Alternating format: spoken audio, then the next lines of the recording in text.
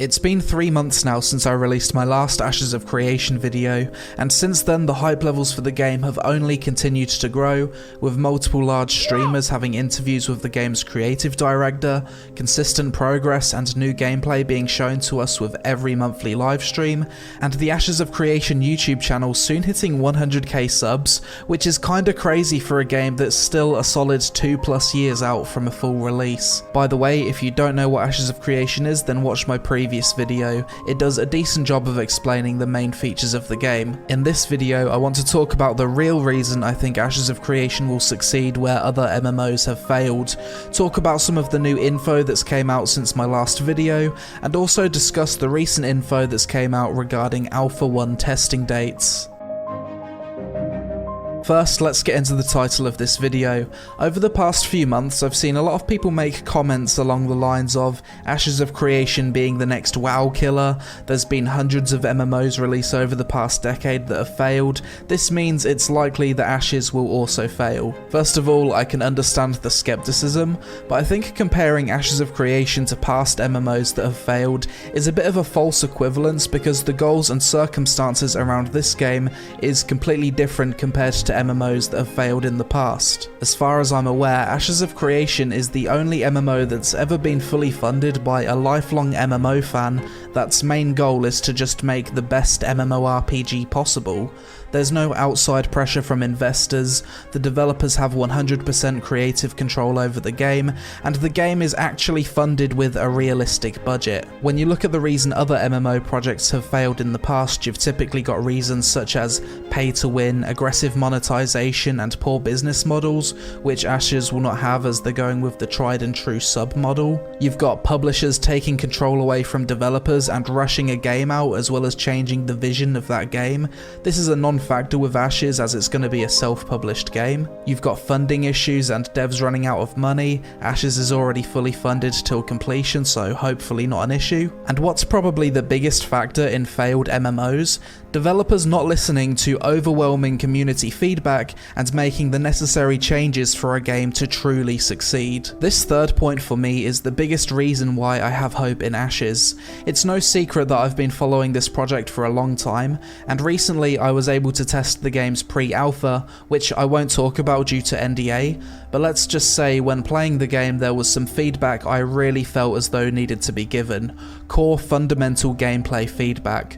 I wrote a detailed post on the forum and Steven replied to me directly asking for more info on my feedback, and we actually had a discussion as a result of it where I genuinely felt like my feedback had been taken on board. One concern some people have with a game like Ashes being fully funded by one guy with his own vision for the game is that it might be hard to take criticism and an ego might get in the way of feedback, but with Steven I'm confident this isn't the case, and the vibe I've had with this project from day one is that even if things aren't good with certain aspects of the game now, the team are willing to keep making changes and keep taking feedback until it's eventually good, even if that means delaying the game. Can you imagine how many people would still play WoW if the devs just listened to the overwhelming feedback from the community over the years? They'd have done something about the awful legendary system in Legion, there'd be no Titan forging, no AP grinds making the game less ult-friendly in previous expansions, and they wouldn't constantly make the mistake of implementing borrowed power systems.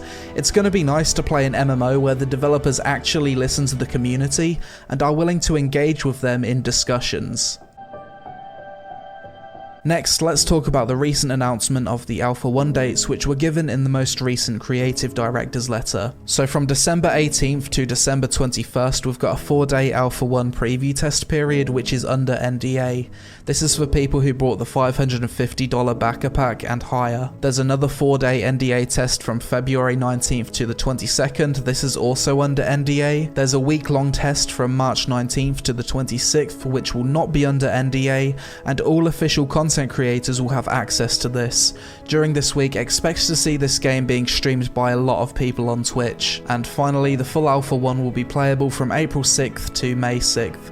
no NDA, and available for anyone that's paid for that level of access. Now, in previous videos I have said that it was initially planned for Alpha 1 to be playable before 2021, so it seems as though there's been a delay of a few months since the letter we got at the beginning of 2020. This delay is kinda to be expected though, with the team working from home due to COVID, and I also expect feedback from the recent pre-Alpha 1 test might have contributed to it too. Personally, I think it's good that they're holding off on dropping the NDA, because having played the game, the combat is too far away from being finished, and it'd give people an inaccurate idea of what the final product will be. Since my last Ashes video, some new info has came out that details how the difficulty of raiding will work.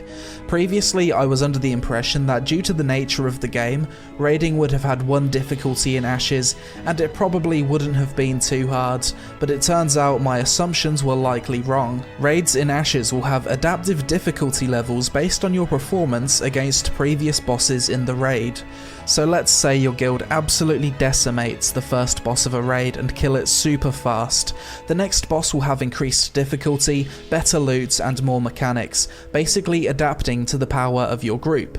If your group kills the first boss but kinda struggles, the next boss wouldn't be too much stronger, and you might not get a chance at better loot as a result of that. This is a really interesting design direction that I've never seen done in an MMORPG before, and seems to solve the problem that most sandbox MMOs have, where they just can't compete with theme park MMOs when it comes to difficult PVE content due to the nature of their progression systems, and typically not putting players on a loot treadmill in the same way a theme park MMO does. So for the people that are concerned that Ashes will mostly be a PvP MMO, maybe there's hope that this game will actually be able to scratch that PvE itch too. On paper, this whole adaptive difficulty thing seems like some 400 IQ game design, but I guess we'll actually have to wait and see how it plays out first. Just to briefly touch on the gameplay that's been shown off since my last video, in the July Ashes stream we got to see the devs run around a dungeon to show off the scale of the rooms and the sheer size they're aiming for. They basically want massive, truly epic feeling raids and dungeons with enough room for giant bosses. The August livestream we got an early look into the general direction of the game's hybrid combat system. As many had speculated in the past, it seems like melee attacks in Ashes will cleave monsters in an AoE cone in front of them, exactly the same way it works in Guild Wars 2. Currently it does seem like Intrepid are looking closely at Guild Wars 2's combat as inspiration for their own system, which is good considering Guild Wars 2 is literally the only MMO I can think of that did a good job with their hybrid action/tab combat system. For September's live stream we had a 25-minute 4K video showcasing aquatic mounts, mount swimming animations, and talks that touched on water content. It was super cool to see some of the new mount animations and how some of the mounts are super slow on land, but speed demons in the water. Big news for you EU players. Remember 2 years ago there was a bit of a controversy surrounding Intrepid as they initially decided to go with My.com as their EU publisher due to it being very expensive for US companies to set up publishing arms in Europe? Well, it was recently announced that Intrepid will be parting ways with My.com and opening their own EU office in Amsterdam, Netherlands to self-publish the game in Europe. Overall, super good news for EU players, as I know a lot of people were planning on taking a hit to their ping by playing on the NA servers purely to avoid My.com. Now you don't have to do that. Overall, despite the slight delay to Alpha 1, good news all round for Ashes of Creation, and it seems like development is still progressing at a decent pace. Having finally got the chance to play the pre-Alpha 1 myself recently, I'm impressed by the team's willingness to listen to feedback, and it looks like we're really going to see this game come into the public eye a lot more in 2021, once those non-NDA Alpha 1 tests become available to streamers. As always, let me know your thoughts on Ashes of Creation in the comments below, and if you want to support the channel then use my referral link for the game on screen. Thanks for watching, I hope you all have a great day, and I'll see you again really soon.